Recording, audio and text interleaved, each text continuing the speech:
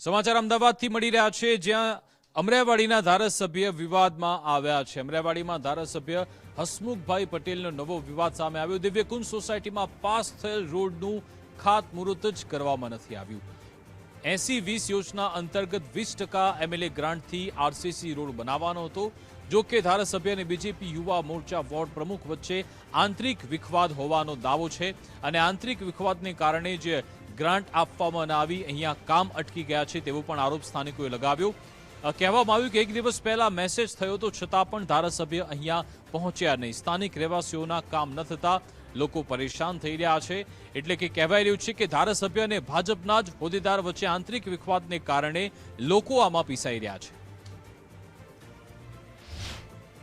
તો દીપેશભાઈએ મને એવું જણાવ્યું કે ભાઈ કેવલભાઈ પટેલ ઇન્દ્રપુરી વોર્ડના પ્રમુખ છે અને ધારાસભ્ય શ્રી હસમુખભાઈ પટેલે મને એવું જણાવ્યું છે કે ભાઈ એ સોસાયટીના ચેરમેનને એવું કહેવામાં આવે કે ભાઈ એમનો લેટર પેડ લઈને મારી ઓફિસે આવે અને ત્યારબાદ આ કામ સ્ટાર્ટ કરવાનું છે। એટલે અધિકારીશ્રીને મેં એવું કીધું કે તમારી જોડે કોઈ એવો જીઆર ખરો કે તમે મને આ રીતના કામ અટકાવી શકશો કે? તો કે ધારાસભ્ય કહેશે એટલું જ અમે કરીશું।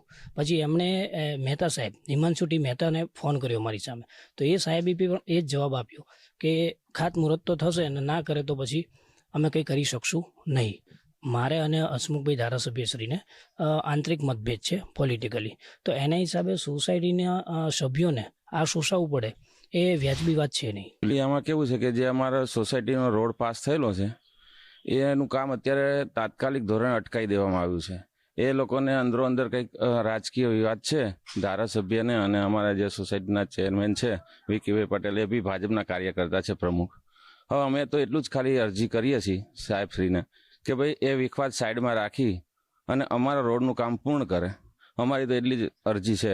અમે એને લીધે ખાસી તકલીફ પડે। અત્યારે તમે જોઈ શકો રોડની હાલત ખરાબ છે, પાણી ભરાય છે, ખાડા છે, લોકોની ગાડીને સ્લીપ થઈ જાય છે। એટલે અમે એમ કહીએ છીએ કે ભાઈ ફાસ્ટ જેટલું બને છે એટલું અમારા રોડનું કામ થઈ જાય તો અમને એટલી તકલીફ ઓછી પડે।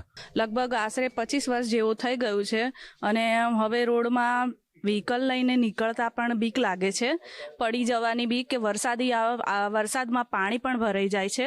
એના માટે અમે રોડ માટેનું ગ્રાન્ટ પાસ થઈ ગઈ છે અમારી, પણ કોઈ એ લોકોના અંદર કારણોના સર કંઈ અમારું રોડનું કામકાજ થયેલું નથી।